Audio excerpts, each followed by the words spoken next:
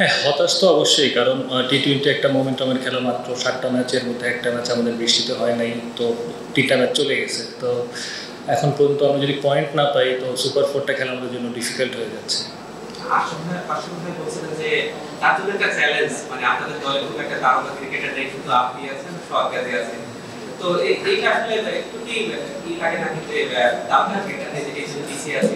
না, বিষয়টা আসলে এরকম না। বিষয়টা হচ্ছে আমরা আসলে মোমেন্টামটা এখনো ধরতে পারি নাই। আর আমাদের যে ব্যাটসম্যানরা আছে এরা কিন্তু অনেকদিন ধরেই প্রিমিয়ার লিগ খেলতেছে। তো ওখান থেকে আমরা যদি ব্যাটসম্যানরা আরেকটু ভালো সাপোর্ট দিতে পারি, তাহলে হয়তো আরেকটু ভালো রান হলে বলারদের জন্য ব্যাপারটা ইজি হয়। বাট আশরাফুল ভাই তার সর্বোচ্চ চেষ্টাটাই করে যাচ্ছেন আমাদেরকে মোটিভেট রাখার জন্য।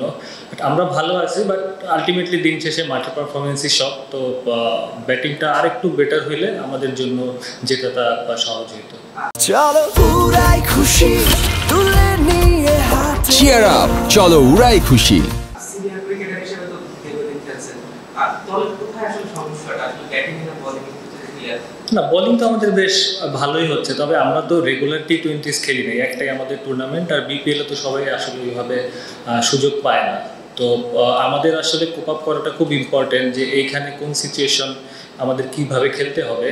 তো এই এই জিনিসগুলো আসলে আমাদের এখন ইমপ্রুভের অনেক জায়গা আছে। তো আমরা চেষ্টা করতেছি, হোপফুলি আমরা নেক্সট ম্যাচে ভালো কিছু করবো ইনশাআল্লাহ। ওকে, এই ধরনের উইকেটে কিছু রান অন্যান্য দলগুলো রান করছে, আপনাদের একমাত্র 106 রান। এটা অবশ্যই ডিসঅ্যাপয়েন্টিং, বাট এত খারাপ উইকেট ছিল না। তবে শুরুর দিকে একটু উইকেট ধরতেছিল, বাট ওইটা আমরা ওভারকাম করে লাস্টে যে ফিনিশটা আমাদের হওয়া উচিত, তো মিডল ওভারে যে আমাদের উইকেটগুলো মানে নিয়মিত বিরতিতে পড়ছে, তো ওই উইকেটগুলো না পড়লে হয়তো ফিনিশটা ভালো করতে পারতাম। সো আমাদের এখন এই মিডল ওভার এবং ফিনিশিং নিয়ে আসলে কাজ করাটা খুব জরুরি হয়ে গেছে। আলাদা লোক 5 উইকেট করে নিয়েছে, আর তাকে আপনারা আলাদাভাবে রেড করার চেষ্টা করছেন? না, এটা তো শর্ট ফর্মেট আসছেও, আসার সাথে সাথে হয়তো একটা দুটো উইকেট পেয়ে গেছে। বাট ও সবসময় তো লাস্ট ইয়ারও খুব ভালো খেলছে, এবছরও ভালো করতেছে। বাট আমার মনে হয় ব্যাটসম্যানদের ক্যালকুলেটিভ হইতে হবে যে আমি কোন জায়গায় কোন শটটা খেলবো। তো টি-20 মানে এই না যে আমি সবসময় 6-4-এর জন্য যাবো। তো আমি যদি স্ট্রাইকটা সবসময় রোটেট করতে পারি, 6-7 করে নিতে পারি, বাউন্ডারি হলে কিন্তু 8-10 হয়ে যাবে। সো আমাদের মনে হয় আমাদের ব্যাটসম্যানদের এই জায়গাগুলোতে ইমপ্রুভ করার অনেক জায়গা আছে। কোচ হিসেবে আশা করতে গিয়ে কেমন আছে? আমরা আসলে খুবই আনন্দিত এবং মানে গর্বিত এই কারণে যে আসলে অনেকদিন বাংলাদেশ টিমে খেলেছেন, ক্যাপ্টেন ছিলেন, প্লাস হচ্ছে এখন উনি কোচিংয়ে আসছেন, বড় বড় জায়গায় বা রংপুরে কোচিং করাচ্ছেন, আমাদের ধানমন্ডিতেও উনি হেড কোচ। তো ওনার আন্ডারে খেলে মজা হচ্ছে, উনি খুব ফ্রিডম দেয় প্লেয়ারদেরকে, তোমরা মানে এনজয় করার মতো যথেষ্ট সুযোগ দেয়। তো প্লেয়াররা খুব উজ্জীবিত থাকে। বাট আনফর্চুনেটলি আমরা পারতেছি না। বাট আমরা খুবই হ্যাপি যে আসলে যেভাবে আমাদেরকে চেষ্টা করতেছে, এটা আমাদের জন্য ভবিষ্যতে আরো ভালো কাজে দিবে আশা করি। So you have hit 3 sixes today. Which six is your favorite? Which is second? Which is third? বাংলায় বলি, হ্যাঁ। আমার সবসময় ভালো লাগে ডাউন দ্য উইকেটে 6 মারতে।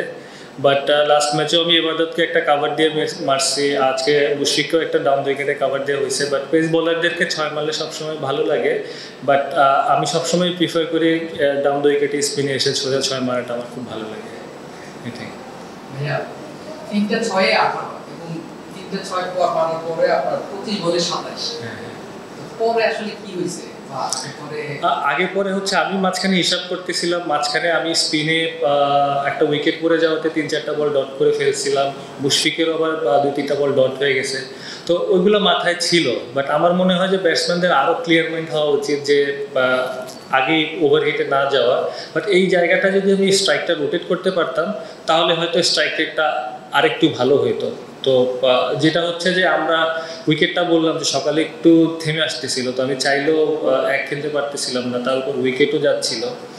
তো এই জন্য একটু দেখে খেলতে হয়েছে। বাট আমার মনে হয় যে স্ট্রাইক রোটেট করতে পারলে তখন স্ট্রাইক রেটটা আরেকটু বেটার হতো।